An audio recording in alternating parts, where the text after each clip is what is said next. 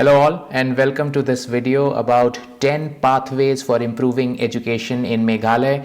It has been 4 months for me in education department and I have gone through most of the structures and the ongoing rules and regulations and everything which govern the functioning of education department, and now I felt that we all need to be on the same page on how we take this forward, how we improve the education scenario of Meghalaya. First of all, we have to understand that it's very difficult to figure out low-hanging fruits here, because education will give you results in the long term, and we need to be patient here. We need to work together on all these pathways so that in the coming years we will have better results. So the first thing I want to talk about is simplifying the system. The system, I mean that there are various complications with the existing system. For example, I'll just take one example of the type of schools and the type of teachers which are there. Now we need to simplify this.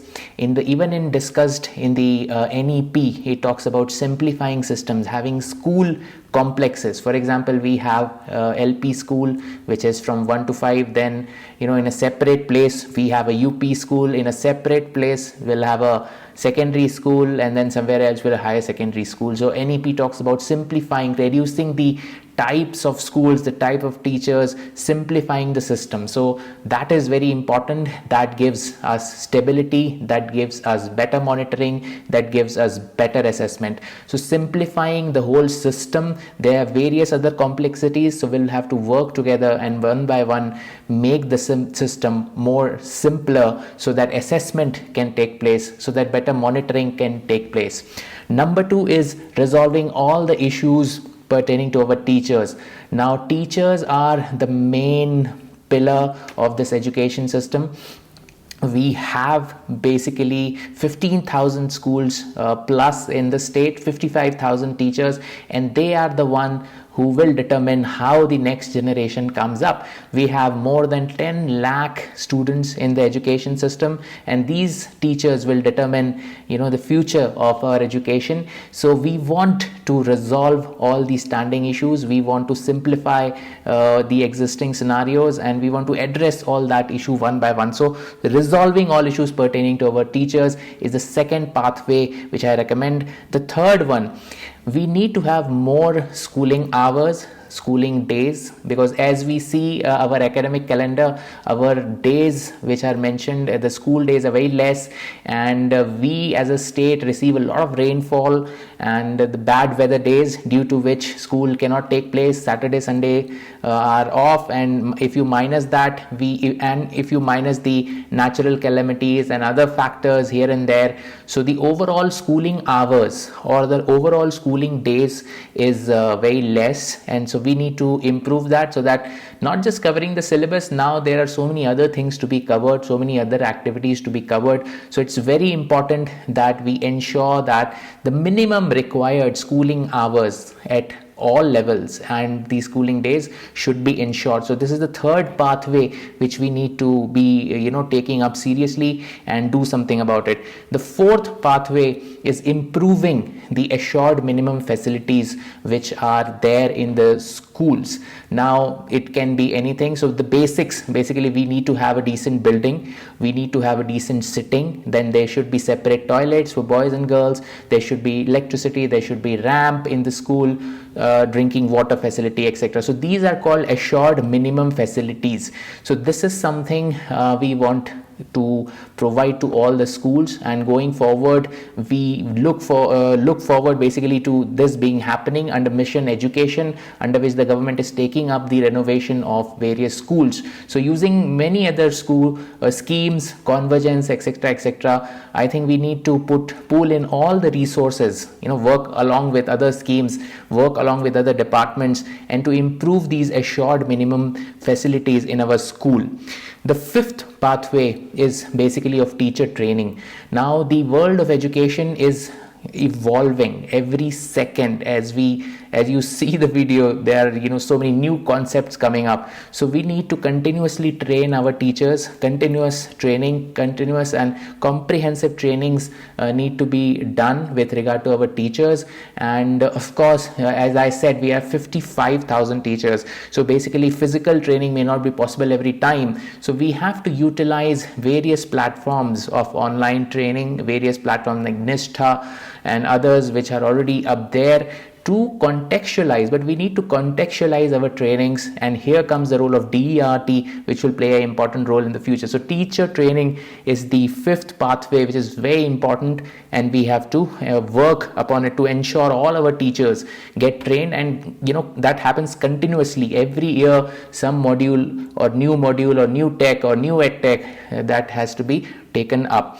Now the sixth pathway I want to talk about is skills and vocational education. As you see that NEP also talks about bringing this vocational education and skill education to our schools, and it talks about starting at the level of class 6 onwards. We have to understand that one of the basic purposes of education is to empower our children so that they take up some kind of profession, and they have the skill set required to be ready for the future. So this is very, very important. So under vocational education, under Samagra Shiksha, things have started to roll. In some of the schools, this vocational education has already started, but we have to ensure that more and more schools are covered under this, and we provide during these school days. When children are in school, they should be skilled with all the skills which are required to be a successful person, successful professional, etc., etc. So all the needed skills which are required, life skills included, that should be given in the school. So this is the sixth important pathway. Seventh pathway is career counseling and guidance. Now this is extremely important. This is something which I have been very passionate about, and I have been going around schools and colleges taking up career counseling sessions. Why? Because I feel that our children need to realize what is their passion at the right point of time, so that they can convert it to a profession, so that they can align their studies in basically with their passion. So it helps them to either become an entrepreneur or generate some kind of business out of it, or going in the right direction, whatever. So every student is different, and they have their own proclivities. They like something, so we want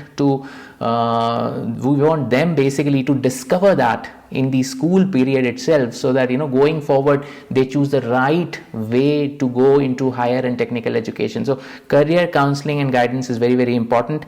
The eighth pathway is ECCE, Early Childhood Care and Education, and FLN. So if foundation is the most important thing, so if we set the right foundation in our kindergartens, in our Anganwadis, Anganwadi is not just about getting the food, it's about learning alphabets, it's about starting that foundation. So if we focus on those 3 years of foundational learning before they enter the school system, we can ensure that they have a basic understanding, a basic a know-how of things, so they adopt very well when they come into the schooling system. And foundational literacy and numeracy, so basic knowledge of reading and writing and numbers, by grade 2 they must achieve this thing. So if we ensure that, it will be much easier for elementary section and for secondary section to follow up. So this was the eighth pathway. The ninth is basically using EdTech for effectiveness. EdTech, which is education technology, offers now various tools for assessment, for training, for continuous assessment, for formative assessment, stuff like that. In teaching itself, how to improve the teaching, providing new kinds of TLM. So we have to adopt with time, and teaching, of course, there's no replacing teachers, but to use these EdTech, I think we need to empower our teachers to use this EdTech to improve their teaching. We need to empower our students to use their EdTech to self introspection and self development. And we also need to sensitize parents who can use these EdTechs at home for their further development of their children. So this is the ninth pathway. The last pathway is basically we need to make this a mass movement. Anything, if we want to succeed in, or we want the state or as a nation we want to succeed in something, it has to be converted into a mass movement. By that I mean that everyone has to play a role and we all have to work together as a team.